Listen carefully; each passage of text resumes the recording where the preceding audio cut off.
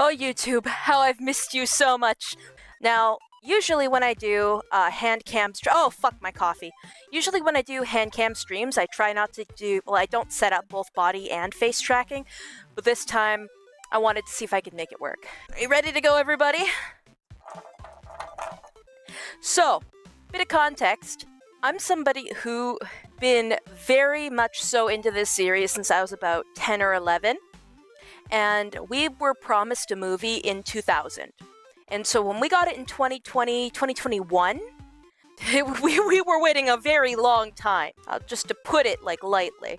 And initially the film went through production hell. It was supposed to be done by the Weinstein Company, and it was mostly produced by the Weinstein Company, and then it was pulled out at the last second because of his allegations. Kenneth Branagh ended up making the final film, which is the fucking reason it sucks so much. I don't care what you say, Scotty. It's his fault.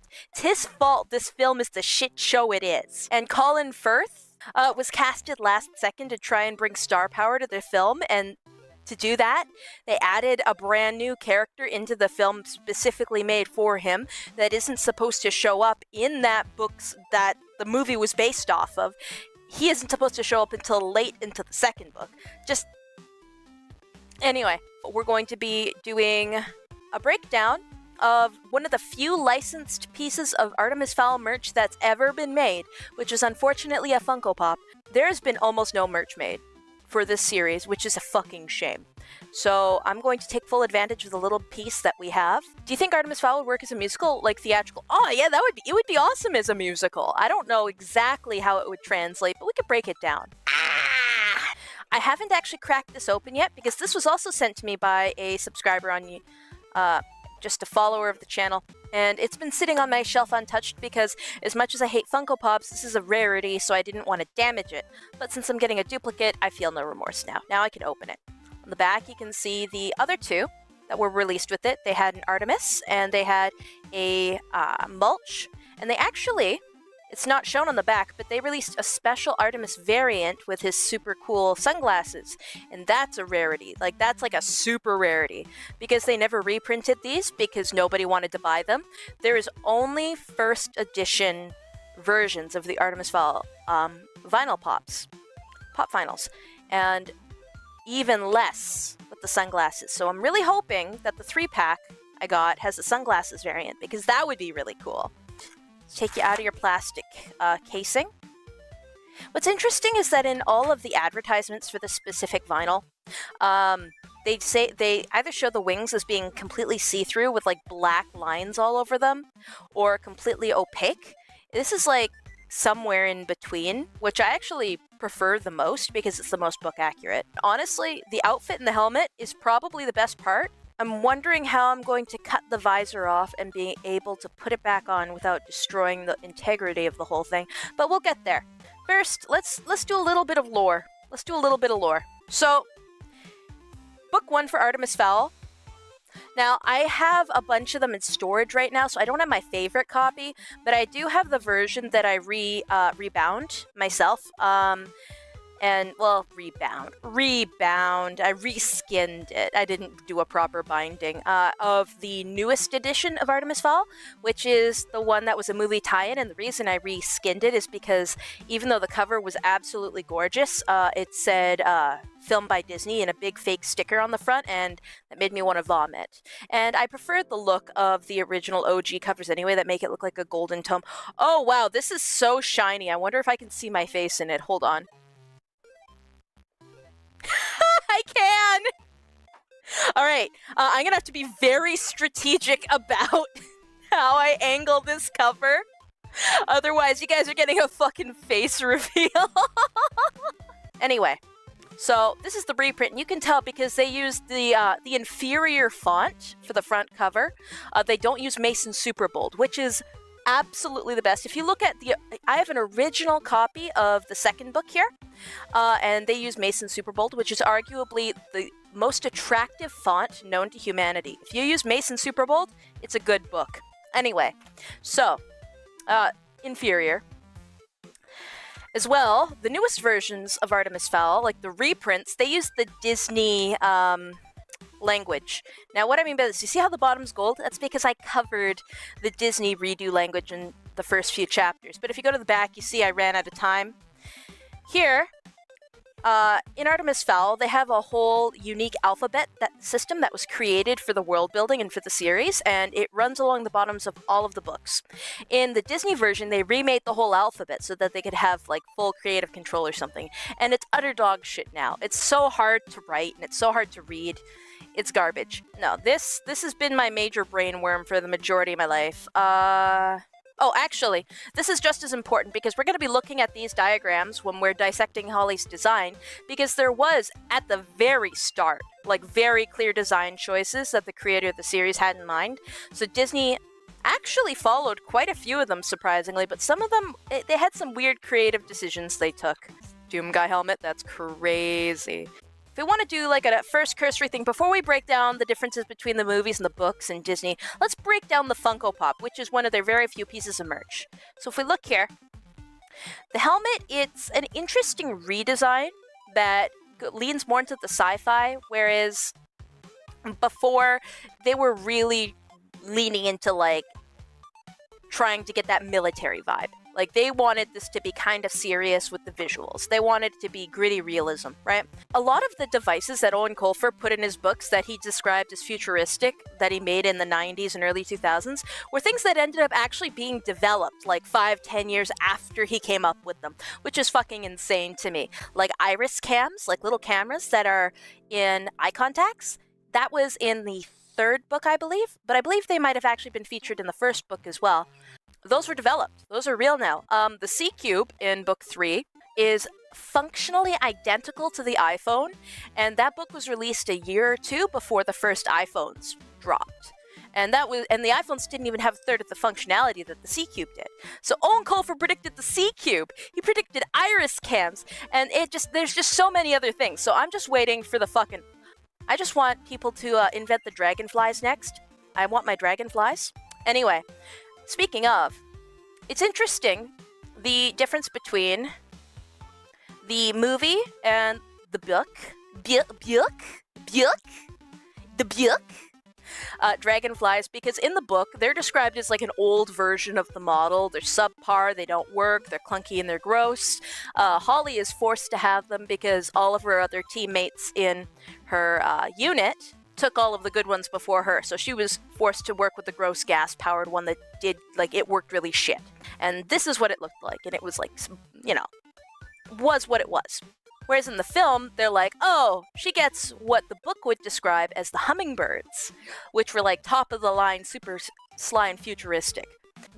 I think Holly was the character, besides Artemis, they butchered the most. I can't lie, they butchered every single character to such an insane degree. It's actually really hard to say who they butchered the most, but they had different levels of unique butchering. Plot for the novels. Artemis was a 12-year-old boy who was a super genius. He was evil. That's the best way to summarize it. He was evil. He was so smart and so evil that he was barely human. Like, he was uncanny valley to people when they saw him. Like, he terrified the shit out of people. That was his whole charm and character, was just like, is this a 12-year-old or is this a beast? I can't figure it out. Freaky ass creature. Hates sports. He hates going into the sunlight. Like, he is literally described looking like a vampire. Sun did not suit Artemis. Long hours indoors in front of a computer had bleached the glow from his skin. He was as white as a vampire and almost as testy in the light of day. You want to know how they fucking introduced him in the film? They had him riding on a surfboard in the sunlight, and he was smiling and happy, and he was stupid. In the film, they took away the one thing that made him interesting. Okay, the two things. His large vocabulary and his intelligence. His intelligence is what made him interesting, but they turned him into a weird Spy Kids kind of character. And I have a theory as to why, and it's probably close to the truth. And I'll tell you why that theory is actually very damaging and naive on part of the producers. As well, they talked about how he had like lots of friends at the academy and stuff, whereas in the novels, he refused to go to any academy, and whenever he was forced to go to any school, he would make the teachers' and students' lives a living hell because they couldn't stand him. In the books, Artemis Fowl is a criminal because his father was a crime lord in Ireland. He has a castle, whatever. and his father goes missing after dealing with the Russian mafia. Artemis Fowl, from birth, has been trained by this horrible guy who does every single heinous thing under the planet to be his successor. So that's why he's really smart, that's why he's really quick-witted, that's why he's very ruthless and cruel. In the films, Artemis Sr. is the equivalent of Indiana fucking Jones. He's an artifact collector, and that's code word for secret fairy hunting guy, but he's not a fairy hunter. He helps protect society from fairies and whatnot. He shouldn't know about fairies. They don't exist to him. This guy was literally a crime boss who murdered people in cold blood and did terrible shit, right? Like, he caused misery. Anyway, so first off, they butchered his character. And he wasn't even supposed to be in the film, but they wanted star power, so Colin Firth was cast to be Artemis Fowl's father when he's supposed to be assumed to be dead in this movie. You're not supposed to see him until at least book 2. But they brought him in last second and reshot whole chunks of the film to include him in there. Which is why in half the film, Artemis looks like a year and a half older than he does in some shots, because the character is, like the actor is. So Artemis is no longer evil. He likes going outdoors. He's a puppy dog. He's an all-around good kid. His dad is basically Indiana Jones, as opposed to evil child who's been trained by the most dangerous man in the world, who has a horrible evil reputation that sends people's, like, shivers down people's spine. Even in chapter 1, like, the guy Artemis Fowl is talking to freaks out when he hears his dad's name. Okay? Now, book opens with Artemis Fowl hunting down an elderly woman in the streets of Ho Chi Minh City, poisoning her, blackmailing her, and stealing from her. That scene was cut entirely from the movie, but that was the only scene they actually filmed that was book accurate, and they used it in all their promotion for the film, and they removed it in the final cut of the film. All of the advertisements for the film, they only use footage from that scene, and that's the only scene that's not in the movie. Like, holy fuck, how brain dead do you have to be? From there, they make Holly here, who is the secondary protagonist, white. And here is why this is an issue. They did a bunch of race swapping in the films for diversity's sake, which was a really, really strange idea, because Holly was made white, even though in the books she was black. And they made Butler, who was Eurasian in the books, so he's supposed to look like a mix between Japanese and Russian, but leaning more towards some ambiguous Asian ethnicity, because he's a ninja and he comes from a family of trained ninjas.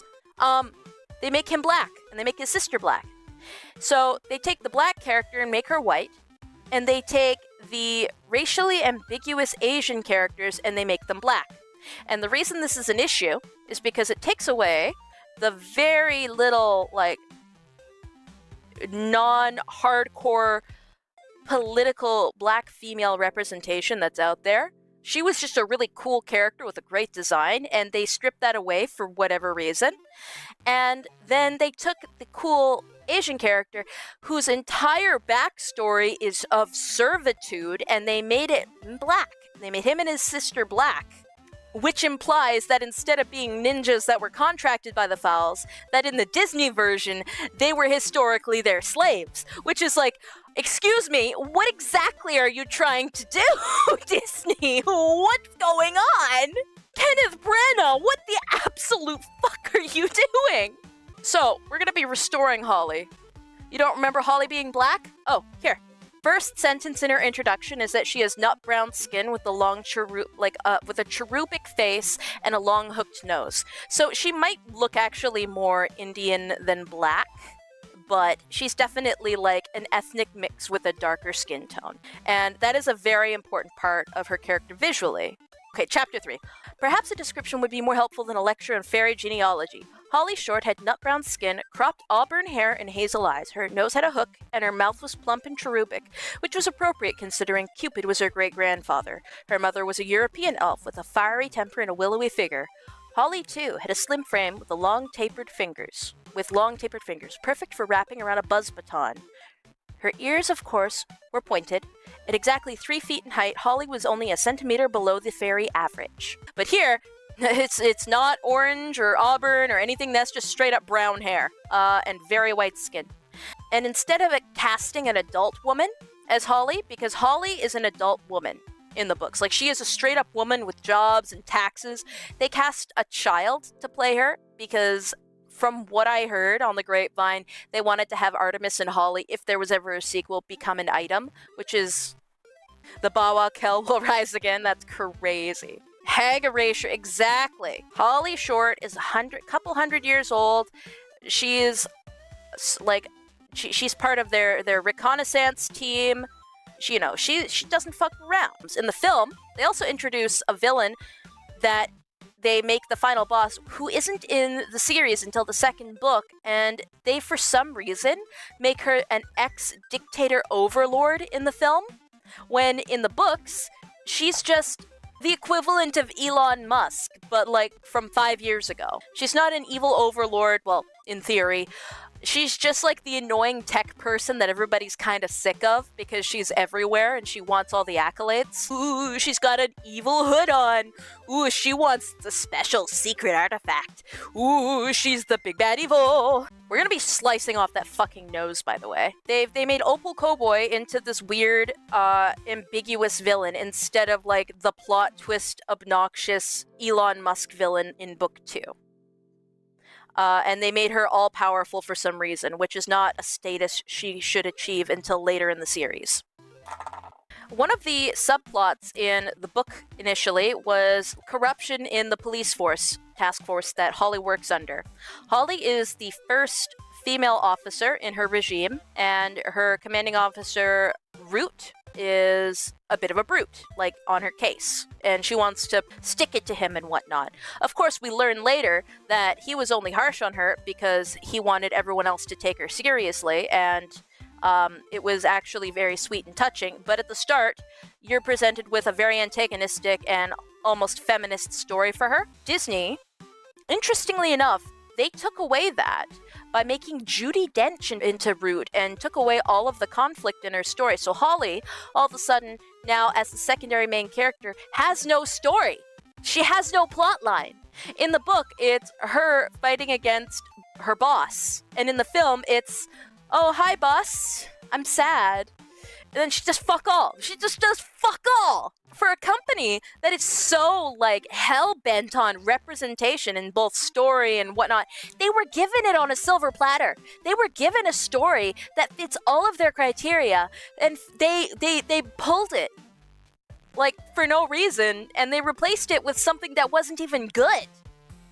Like, this is one of the rare times they had to do zero work because an optimal version of the stories they wanted to put out into the ether actually existed in a way that wasn't shoved down people's throats. It was naturally written and well done.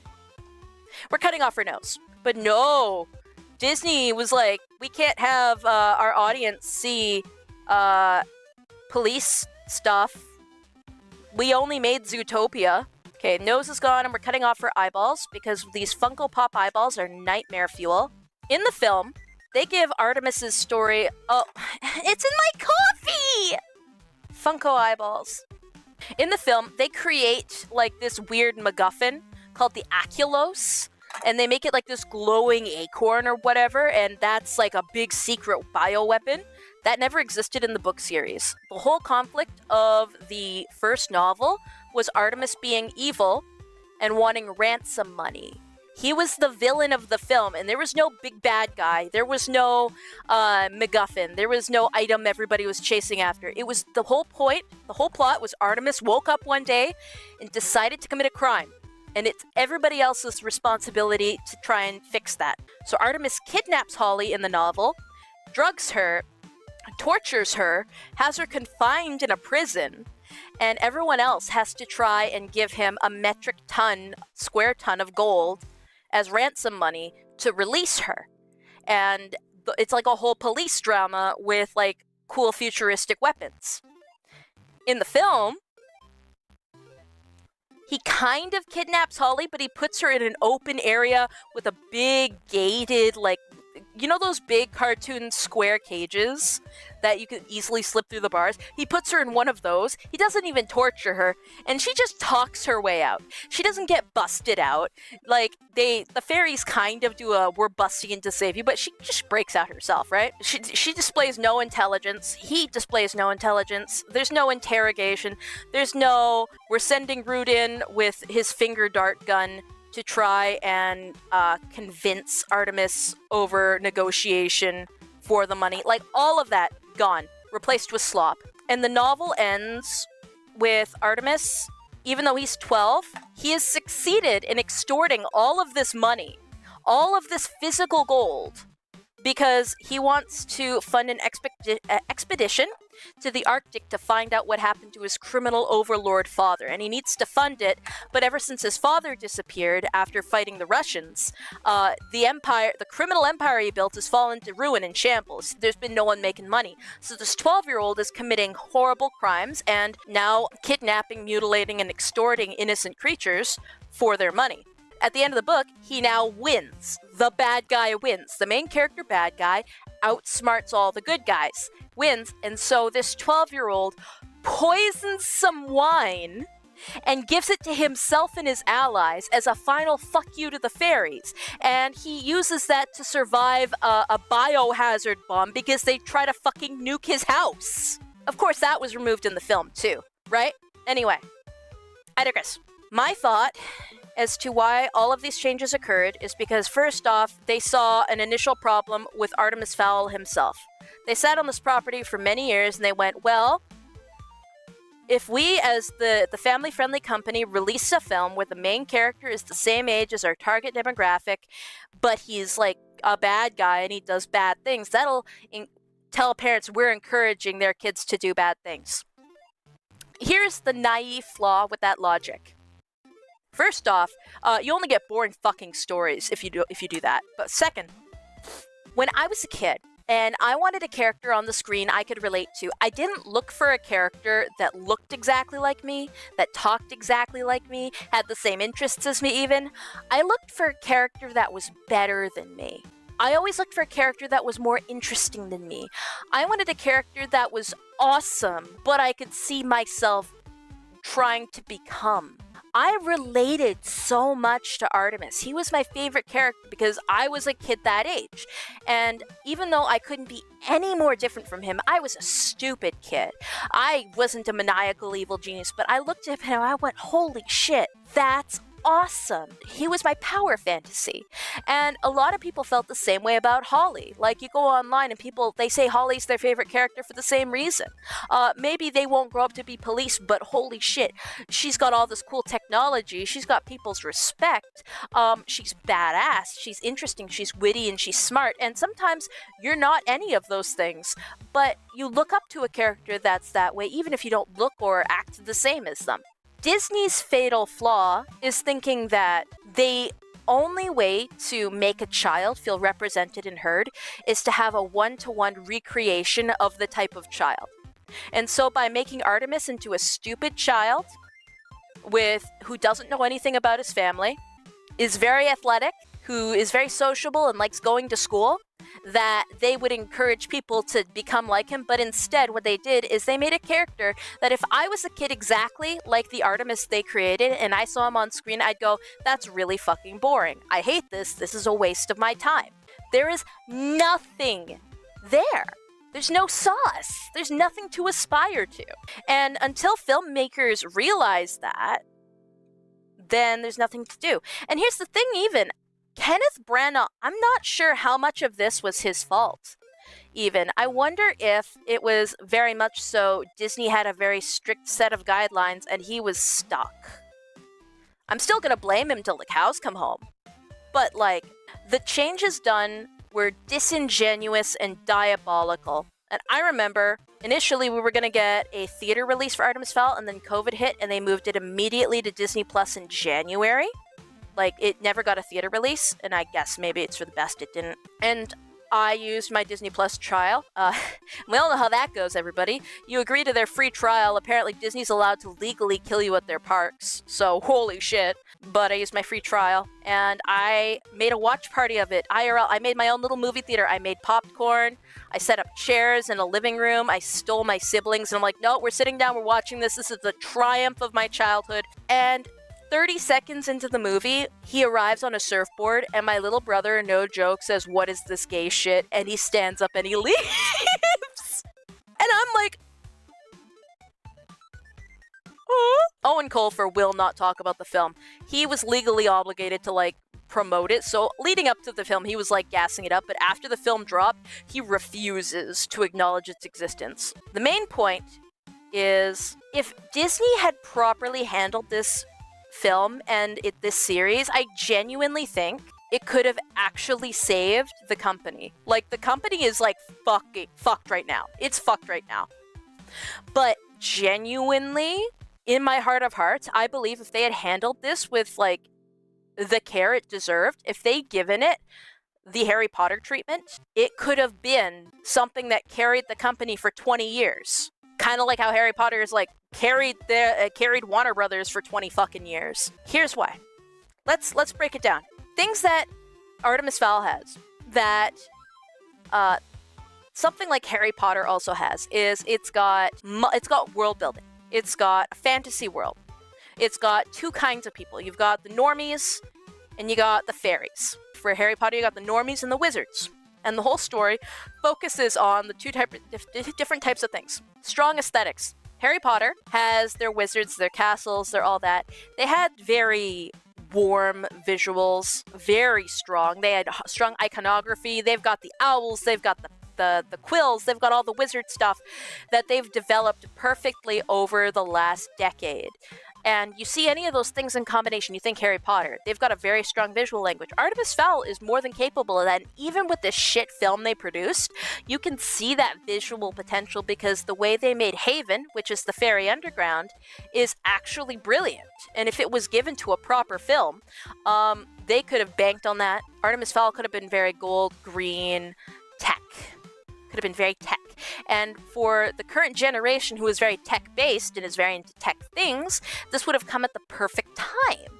Some motifs, the acorn, because the acorn is the major, like, plot point of the first book. Kind of like an owl is like a major plot point of the Harry Potter books. You've got the gold coin. You've got gold ingots. You could use those. You've got multiple books over a series. Actually, it's the same amount of books Harry Potter had. I think 8, right? Harry Potter had 8 books. Artemis Fowl also has 8 books. They all get slightly longer and longer. There's an overarching plot, but every book has its own contained plot, so that would be good for either a standalone film or a short mini-series, because we all know how much fucking Disney loves their fucking mini-series, everyone. Go to Disney Plus, you can watch 4 episodes of absolute garbage at a moment's notice. Holy shit. Anyway. But cohesive, consistent plots, reoccurring characters, easily marketable items and pets and creatures and whatnot. Like, marketing potential fucking endless. With the toys, the tech, the anything. If they wanted to sell the kids like they do to Harry Potter, they could have done that so easy. Strong political messaging. Disney, you know, is the political company. If they wanted to lean into that, Artemis Fowl has a lot of the things they align with, unfortunately. It was like a match made in heaven. Like, they literally had the golden goose of everything they ever could have wanted out of a story, but well written. Like dwarf hair lockpicks. Look. To be fair, kids really would like Mulch if he was done in a non-creepy way. Like, Mulch in the film, for some reason, he was very Uncanny Valley with his weird CGI unhinged jaw. But to be fair, in the books, he was always weird unhinged anyway. I hate how the Funko Pop heads are like a fucking square. It's so Minecraft Roblox. Brave SJ, thank you for the 20. Artemis Fowl is like a fever dream for me. I can only remember snippets. Jumping out of a window with a mattress, a secret society of people eating endangered species, but not really, age regression romance, the Irish, etc. Holy shit. Jumping out of the window with the mattress was one of my favorite moments in, I think it was book 3? Or book 4. As a kid, I drew that scene over and over again, like, comic-wise. Like, I drew comics of that particular scene over and over again. It's actually time I should redraw it again. I remember trying to read Artemis Fowl as a kid, just couldn't get into it. It was because they tried to advertise it as being similar to Harry Potter. Here's the thing, Chick-U. It's similar in its structure, but it's not similar in its plot and its characters. The plot and characters of Harry Potter are a lot more family-oriented and cutesy, and less diabolical, and more fantastical. Artemis Fowl is a little grittier, and it's for the edgelords. So there's a potential, like, there's a target audience that's the same, but I wouldn't hazard to say that it's actually identical. I'm only saying that Artemis Fowl could have the same effect as Harry Potter. But yeah, I remember I was coping so hard on Tumblr when the film dropped. I remember before the film dropped, we saw the casting early, and it was like, oh god, why is everybody casted weird? Why is everybody a different race? All the previews we're seeing look off, but you know what? I'm gonna hold out hope because maybe it won't be like the books, but it'll at least be good. And people were so cruel to me on Tumblr, calling me a bootlicker, and then the movie dropped and it was bad. So I had to revert all of my previous statements. Do you ship Artemis and Holly? No. I'm not a Artemis shipper. I never really had ships for Artemis, honestly. A lot of people really like to ship him with Alex Rider from a different book series, but I could never get into that. I just liked him as a standalone character in of itself. Again, I just really like. I looked at him and I went, oh yeah, that's me. That's me. And I don't like self-shipping, so I related a little too much to him, and that killed any potential for me finding romance for him. Tumblr, really? Shut up. Shut up. Now, I don't want some weird, uncanny, dress to impress looking face. It'll still be simple. It just can't be whatever the hell this is.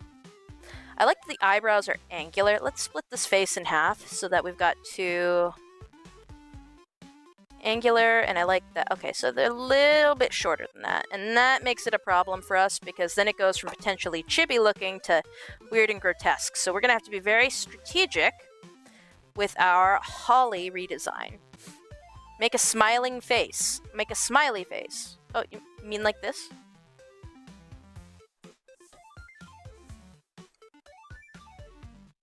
Is that our new Holly short, everyone? They swapped eyes in one of them? Yeah, in book 5, Holly and Artemis swapped eyeballs. Midas, would you rather have fried water or chicken taste watermelon? I would rather not answer that question because both of those sound repugnant, but also slightly racially coded. Hey Midas, what's your favorite fruit? Astolfo. But yeah, no, avocados. Avocados are my favorite fruit because you can have them savory. They're very nice. I like them with salt and that. And I think because she's kind of got this weird round square jaw, we're actually going to use a darker brown to round off the outside edges to give the illusion of depth so that it's going back. Or Giga Brain Play. If I refer back to the novel for a second, if we go back to the helmet diagram, you see at the sides, they've got the detachable oxygen pollution mask, and they've got the control buttons, the speakers, the lamp, right here on the sides. So we could use this, and we could artificially paint that on the side, so we could like use that square shape to our advantage, and have that actually be a painted on version of the helmet. What I can do, this is a bit wide. A little bit too widest for Midas. Forever brought Artemis Fowl books to my elementary school. Here's the thing about that Python Riddler. When I first got Artemis Fowl, I actually stole it from my older sister because it was buried in her book collection with all her vampire romance novels. And it was the only book in her collection full of black-covered books that was shiny gold. And I, as a small kid, thought, wow, that's so cool looking. I'm going to look at it. So I stole it because it looked like gold. And then I read the book, and it was like about a kid my age who stole a bunch of gold. And I'm like, holy shit, this was meant for me. This was meant for me! Have I ever made an Artemis Fowl OC? No. I'm somebody that doesn't make a ton of character OCs. I like if part of, like, pre-existing stuff. I make lots of OCs for my own original stuff. But I don't like, pre-existing property OCs. It's not my jam. Now, the interesting part will be, will I cut off her ears? I will not. Yeah, that's not too far out of the realm of believability. We can make that work. It'll be like a blend between the book and the film helmet. And honestly, the uniform in the film and the helmets, even though they were different, and I had nostalgia for the old ones in the novels, they were the things I had the least problem with. I actually thought they were all right. Gonna make her grumpy. She's very fiery and spiteful because she's had terrible things happen to her because of a shitty 12-year-old. Though through the series, he does get older, and at the end of the series, it's actually really hard to know how old he is because of time travel throughout the series. So he's physically different than his actual age, and we have no idea how old he is. I first read the Time Paradox because it was the one in the school library. That's kind of the issue with the Artemis Fowl books, is that while they're all independent stories, it's hard to read them out of order because you lose so much context. And the Time Paradox was one of the ones you really need context for. So I'm thinking I really can't do much for the wings to make them like the dragonflies. I mean, I could snip off the bottom of the wings, but I really think that it helps balance the design. So we're going to keep it for now. We are going to have to do some repainting on the suit, because if you look carefully here, you see that some of the silver bleeds out onto the green and it doesn't look very good. I think that the suits are actually pretty okay, and they're actually pretty book accurate. Though in the films, they're actually iridescent, and that's really kind of fun. I like that. And my camera is at the wrong angle. I'm unsure how old Artemis is at the end of the series. I know that he's like at least 18 at the youngest, but people have theorized that he's as old as 25. Anyway, interesting thing about these Funko Pops is that if you took off the heads, their bodies are proportionate to a whole human. They're not like chippy proportions where they're like do readjusted to be cute. This is like a human proportion. If I hit the whole head, if you just saw this, you'd think that there's like a normal sized head under there, because that's how the body is set up to look. That's always struck me as a little weird, and that helps with the uncanny. Proposed repaint. With the reskin, the proper eye color, and the proper hair color. We're going to start off with the base, and the base is going to be white so that the darker colors take really nicely. What I think I hate most is that Artemis Fowl throughout the series genuinely does become a better person. The whole point of the series is that he's going through a character arc from being a bad person who does bad things for selfish reasons to a good person who does things for selfless reasons. And that's a long, slow process. And Disney decided that that wasn't a valuable thing they wanted to show. They didn't want to show people learning to become better. And that, I don't know. White acrylic. I also got some model magic in case I really fuck something up and I need to remake a prop or something. No character arcs, not allowed. So everywhere that we want to change the skin color, we're going to have a flat matte base.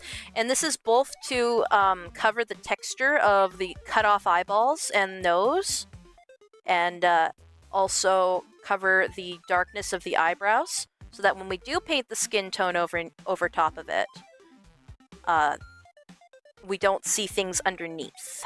Actually, what I might do is I might sketch the face on this white layer. I haven't painted like this in a while.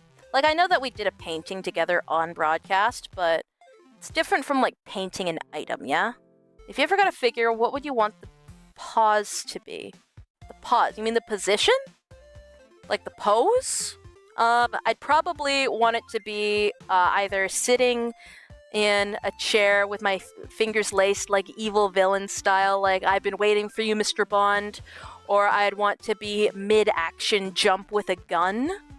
One of the two. Okay, and while that's happening, let's pre-mix some browns. So I got a dark brown and a more red brown. I'm thinking this and the black would be good for like shading.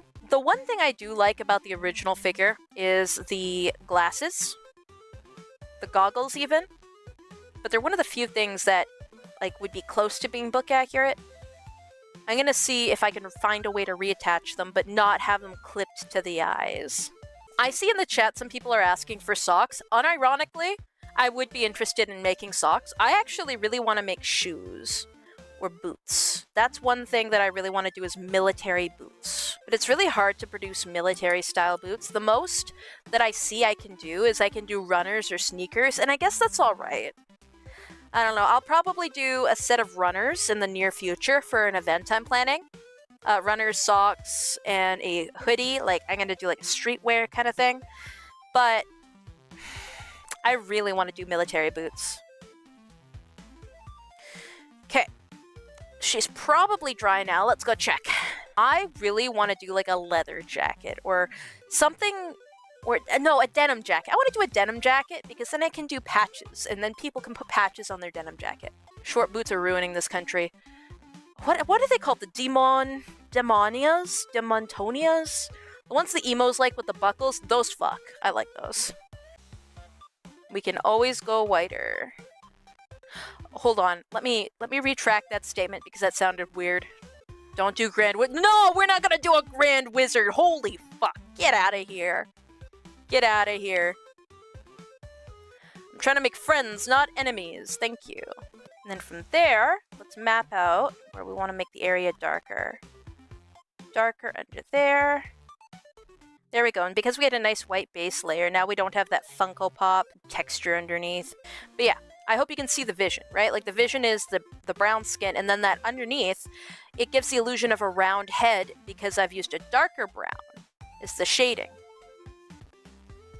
Yes, I know that the file gulp shido 33 already exists. Windows, I'm trying to save over top of it. So I have an interesting thing I do when it comes to saving files, is that I will have what I call my legacy files, where I have items that I save once, and then to save space, when I'm no longer using an item, I don't delete it. I wait, and then when I want to save a new image, I look for it, and I save my new image on top of that old item. And so I have files, like Gulp Shido 33, that have been on my computer since the computer's inception, but they have gone through like 6 or 7 different phases of existence. Will not stop me from jerking my that's crazy. Let's see if Holly's dry.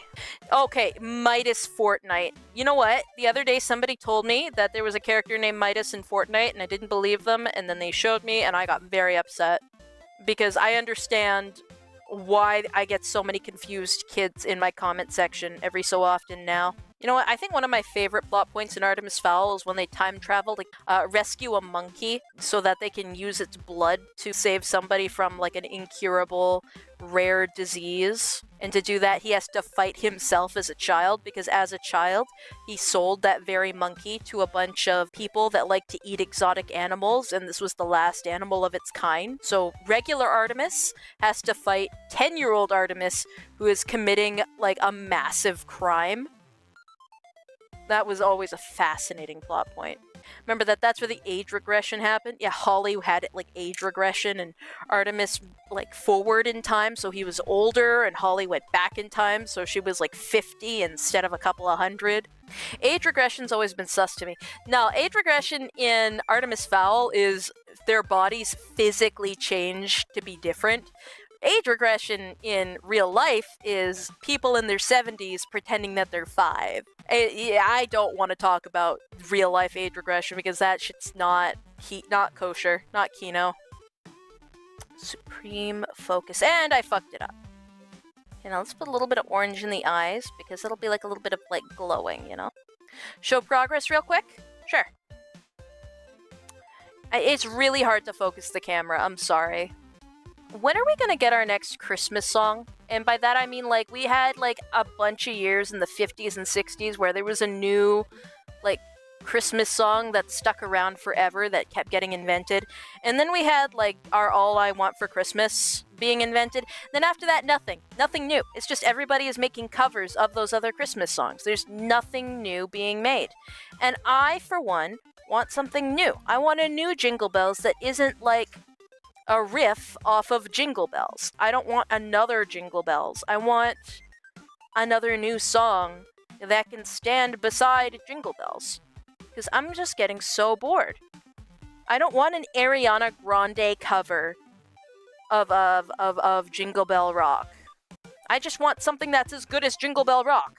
I know there was an attempt at, like, Santa Tell Me by... I think that was Ariana Grande too, honestly.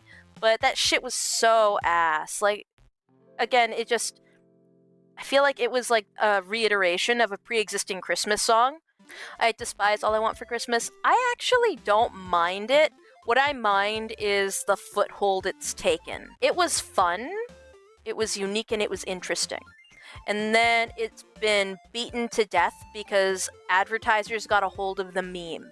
They realized it was a fun meme and they went, oh, we can capitalize off this. Now, we will never escape it because fuck, even Mariah Carey is in on the she's defrosting joke and she's provided assets for that. Like, once the subject of the meme gets a hold of the meme, it either skyrockets or it becomes not fun. You know what I want to join the pantheon of Christmas songs, unironically? Snow Halation. I want Snow Halation to go beyond being a funny Japanese meme song into being a legitimate, like, Christmas song that's played on the radios everywhere. I want to go shopping at the arts and crafts store a couple, like, hours away. I want to go to Michael's and hear Snow Halation, you know, blasting on their tinny radios, and I want to see all of the coworkers go, why weren't you at elf practice? I mean, we have an elf right here. We've got an elf captain. She's never at elf practice. Okay, I'm almost done painting on the face. There we go. We got our little grumpy Holly. I swear to God, can you please focus? Can we remain focused, boys? There we go. You know, an interesting thing about Christmas as a discussion is that Artemis Fowl is technically a Christmas story because it takes place and it ends on Christmas Day. And in the last chapter of the book, they even talk about how, oh, it's Christmas Day, and Artemis Fowl's mother emerges from her bedroom and goes, oh my gosh, it's Christmas Day and we don't have decorations up, this is crazy. Let's hire the staff back and decorate the place for the holidays. And Artemis goes, wow, yes, the holiday with its origins not in Christianity. Very snarky. So, just like how Die Hard is a Christmas movie, Artemis Fowl is a Christmas novel. And it's always the fall season when I go back into my Artemis Fowl mood, honestly, because that was when I was a kid and I would reread it the most because school was either just starting or it was in the swing of things and I just wanted, you know, distraction. Something nice to do. Even now as an adult, like, the leaves turn orange and immediately I've Pavlov to go, oh, it's Artemis Fowl time again in my brain every single year. Without fail. Is Artemis Fowl peak, I dare say? Yeah, the novels are peak. The movie is absolutely horseshit. Am I a pussy that's scared of confrontation? Absolutely. And I am a dictator. This isn't a democracy. This is about making me happy. Though one guy said something really funny that clocked me, like, out of nowhere, in the comment section today, and it made me cackle. He said something along the lines of, how come all you VR chat VTubers move like you're in Wallace and Gromit? And I had to pause for a second and try and decipher what that meant. And I actually asked him what he meant, and he said it's the hands. You guys always have your hands up, like, in front of your face like this. Like, you got the Gromit-ass hand position. And I lost it. And now I am absolutely planning a claymation Wallace and Gromit style model one of these days. Bootleg Funko? Oh, it's not bootleg. I'm making it better. Bootleg implies that I'm trying to make a Funko from scratch and make people believe it's a Funko. No, I'm taking a Funko and I'm making it worth looking at. There'll be a generation of people who don't know Wallace and Gromit. They just released a brand new Wallace and Gromit movie to streaming. I don't know if it was to Max or Netflix, but they used the very last of the Gromit clay, like, to make it. Apparently there's a very special kind of clay they use for those films, and they used the very last of it for that movie because they don't make it anymore. The company that formulates that specific kind of clay went under. Okay, so I think we are going to use, speaking of clay, we're going to use this for the helmet. Look, just because I'm Canadian doesn't mean that I speak in centimeters all the time. Ooh, if I actually run the pen up on top of this texture, it makes it metallic and it leaves the underneath still matte. Gives it a nice metal grail. There, and now we can do our touch-ups. We are on the end. There all was completely wasted. Out of work and down. Deep inside, it's so frustrating. Drifting town to town.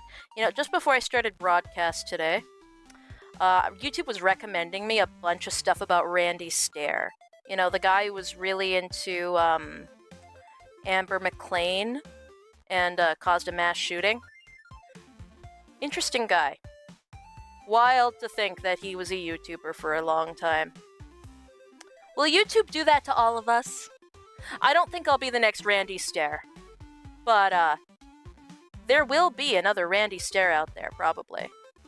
Life is more fun and exciting when you're scared of everything. If you're not worried about a single thing in your life, then life becomes very dull very fast because you have this level of safety that nothing is ever a risk or a gamble to you. And what's life without a little bit of gamba? I can't imagine living a life where I trust absolutely everything. I would become the most insufferable kind of person I see. I mean, I know. People who blindly trust everything that everyone ever says, you know, they're naive, but they also are the most hurt when their trust is betrayed. And I don't like getting hurt. Back into the brown, just for a last little coating on the ear, to cover up the mistakes I made with the orange. Oops, oops. Oh, no, that's making my mistakes worse. We gotta wait for this to dry. But what's left is now I have to paint the helmet after that dries. I have to redo some sharp lines with the black, which I think I'll do with Sharpie. And I gotta do some highlights. So, Holly is about 70% done for the head. Gotta figure out how exactly I'm gonna... Ooh, wait, what if I... Alright, and I think Holly will need to take a few hours to dry now. So, while we're waiting for Holly to dry, I've got the rest of this model magic that I'm gonna throw out if I don't use, so let's make shit with it. I'll work on her after stream. So, here is where we ended. Probably click her on her body now. There we go. She already looks so much less uncanny. And when I get proper photos of her where she's not blurry as shit, I think you guys will appreciate it. See you soon. And goodbye.